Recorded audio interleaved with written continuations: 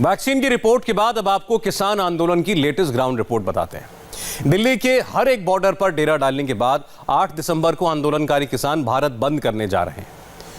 इन किसानों को 11 सियासी पार्टियों ने समर्थन का ऐलान कर दिया है। ये राजनीतिक दल वही हैं जो मोदी विरोध की लाइन लेकर किसानों के बहाने अपना फायदा खोज रहे हैं। किसान जो सरकार की नहीं सुन रहे, इन विपक्षी दलों की कितनी सुनेंगे, ये बड़ा सवाल है। इस बीच दिल्ली बॉर्डर सील है। कल सुबह आप दिल्ली में आने जाने की सोच रहे हैं तो इस खबर को गौर से देखिए। 5 राउंड की टेबल टॉक फेल। 9 दिसंबर को छठे राउंड का इंतजार। इस बीच राजधानी दिल्ली के बॉर्डर सील है। किसान आंदोलन की वजह से दिल्ली में लॉकडाउन के हालात हैं। आप जहां भी जाएंगे फंस जाएंगे। किसानों ने दिल्ली के हर एक बॉर्डर पर डेरा डाल दिया है।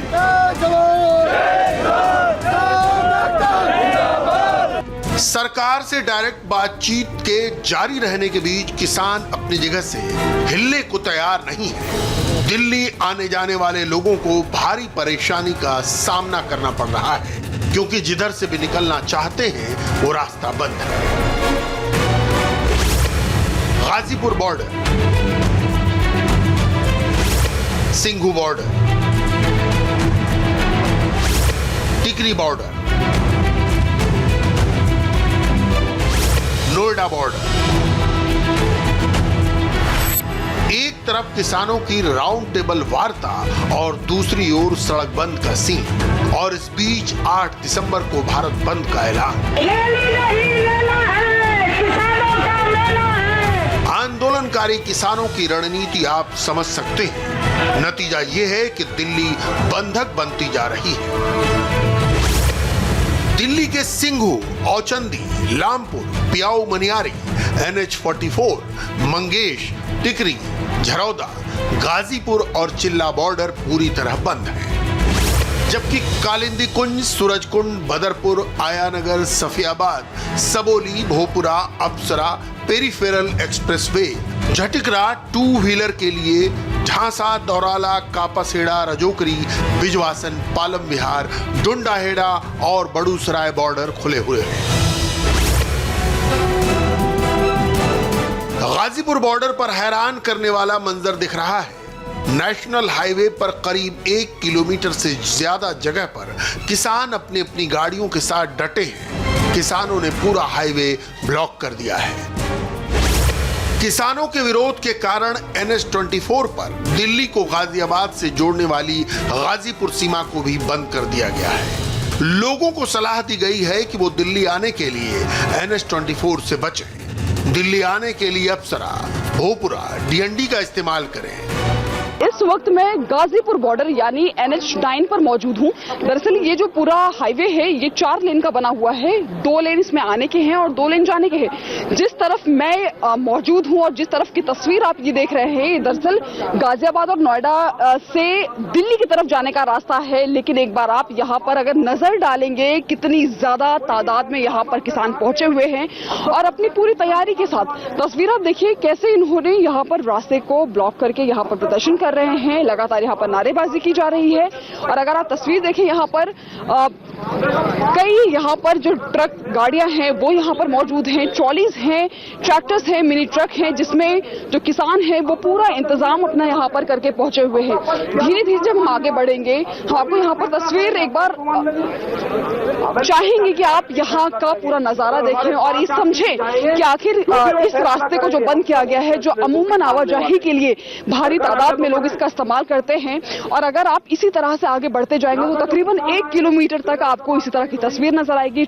किसान अड़े हुए हैं। किसानों को तीनों नए कृषि कानून वापस लेने से कम पर कुछ भी मंजूर नहीं। लेकिन क्या अन्नदाता के लिए आम रास्ता बंद करना ही सिर्फ विकल्प है जिनसे उनकी मांग पूरी होगी?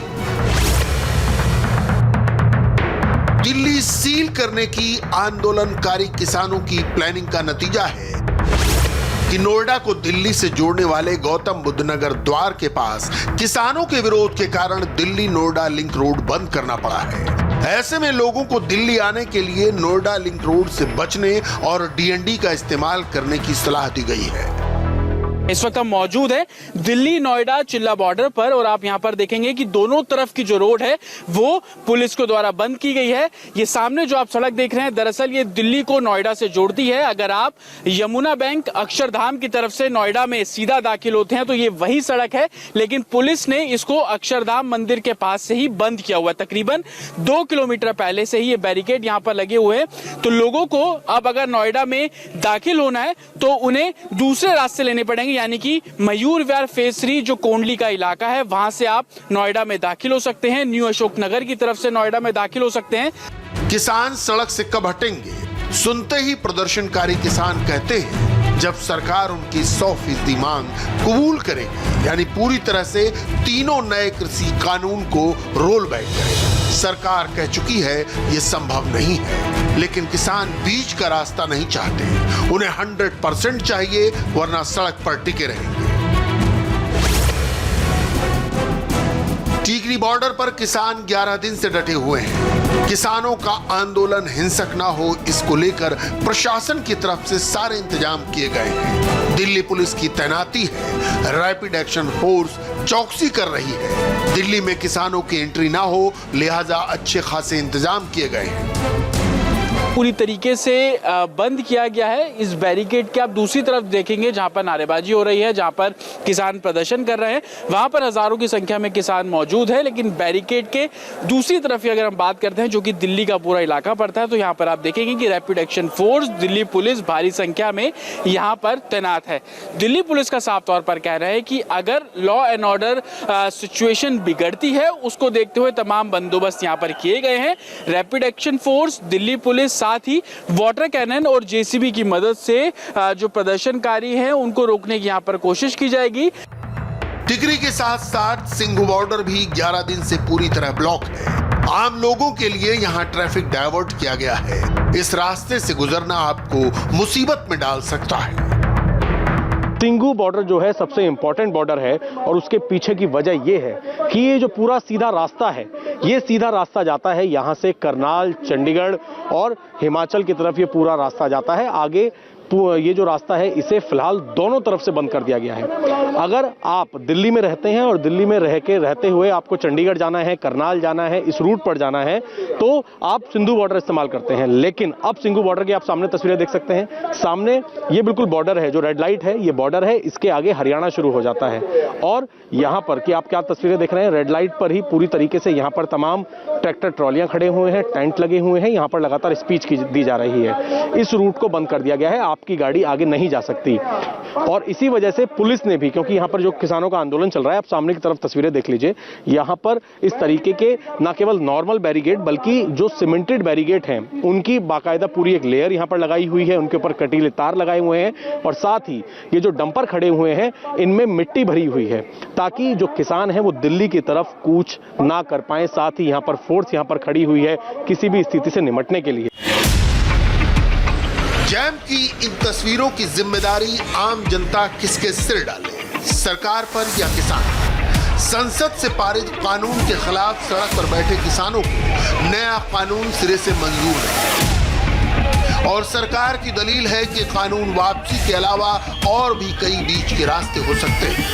साल का अपना 8 तारीख का बंद है, उसमें सबसे पहले अभी शुरुआत है उसकी सवेर से लेके शाम तक होगी बंद की, जिसमें दुकानें कारोबार सभी बंद रहेंगे और जो है ट्रांसपोर्ट चक्का जाम है वो सवेर से लेके शाम तक रहेगा। इसका थोड़ा सा फर्क है, चक्का जाम 3 बजे तक होगा और बंद सारा दिन होगा।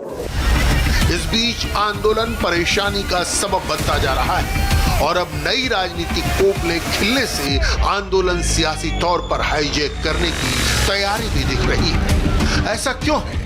तफसील से देखिए और समझिए। जलती आग में घी डालकर उसका फायदा सियासी पार्टियां उठाने की फिराक में तो किसान आंदोलन के साथ से ही लगी थी, लेकिन अब उसका खुल्लम खुल्ला ऐलान किया गया है। ये सियासी दल किसानों की नाराजगी का भरपूर लाभ कमाने के लिए 8 दिसंबर को भारत बंद का समर्थन करेंगे। पहले इन सियासी दलों की फहरिस्त देख लीजिए, फिर आप खुद समझ जाएंगे कि मोदी विरोध का डिटेल में नई दिल्ली प्लान क्या है। कांग्रेस ने ऐलान किया है कि वो 8 दिसंबर को भारत बंद का समर्थन करेगी। लेफ्ट पार्टियों ने भी एक संयुक्त बयान जारी कर भारत बंद का खुलकर समर्थन किया है। समाजवादी पार्टी, ममता बनर्जी की तृणमूल कांग्रेस, लालू प्रसाद यादव की राष्ट्रीय जनता दल, तेलंगाना राष्ट्र समिति यानी टीआरएस, राष्ट्रीय लोकदल और अरविंद केजरीवाल की आम आदमी पार्टी ने भी बंद के समर्थन का ऐलान किया है। इन तमाम राजनीतिक दलों के अपने अपने हित हैं। सभी दलों को किसानों की हमदर्दी चाहिए और सबको मोदी सरकार के विरोध की आग भड़काए रखनी। इन पार्टियों के अलावा एनसीपी अध्यक्ष शरद पवार ने सरकार को कहा है कि अगर जल्द से जल्द समाधान न हुआ तो देश भर के किसान पंजाब हरियाणा के किसानों के साथ आंदोलन में शामिल हो जाएंगे। जबकि हकीकत ये है कि ये वही शरद पवार हैं जिन्होंने बतौर कृषि मंत्री मुख्यमंत्रियों को पत्र लिखकर एपीएमसी में सुधार की मांग की थी ताकि प्राइवेट सेक्टर की हिस्सेदारी को बढ़ावा दे। ये लेटर पढ़ लीजिए, पूरी तस्वीर क्लियर हो जाएगी। यूपी के पूर्व सीएम अखिलेश यादव ने भी किसानों को समर्थन का ऐलान किया है। किसानों के समर्थन और कृषि कानूनों के खिलाफ समाजवादी पार्टी अब यूपी के हर जिले में किसान यात्रा निकालेगी। हम बधाई देना चाहते हैं उन किसानों को, पंजाब हरियाणा और उत्तर प्रदेश के और देश के जिस कोने से भी किसान आए हैं। हम समाजवादी पार्टी के लोग भी उन किसानों की मांगों का पूरा समर्थन कर रहे हैं। जो कानून लाए गए हैं उन कानूनों से किसान की मदद नहीं होगी।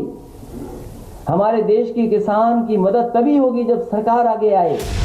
लेफ्ट सदा से मोदी विरोधी है, लिहाजा उसे किसान आंदोलन में अपनी जमीन नजर आती है। ममता बनर्जी पश्चिम बंगाल विधानसभा चुनाव से पहले बीजेपी की नस दबाने का औजार ढूंढ रही है।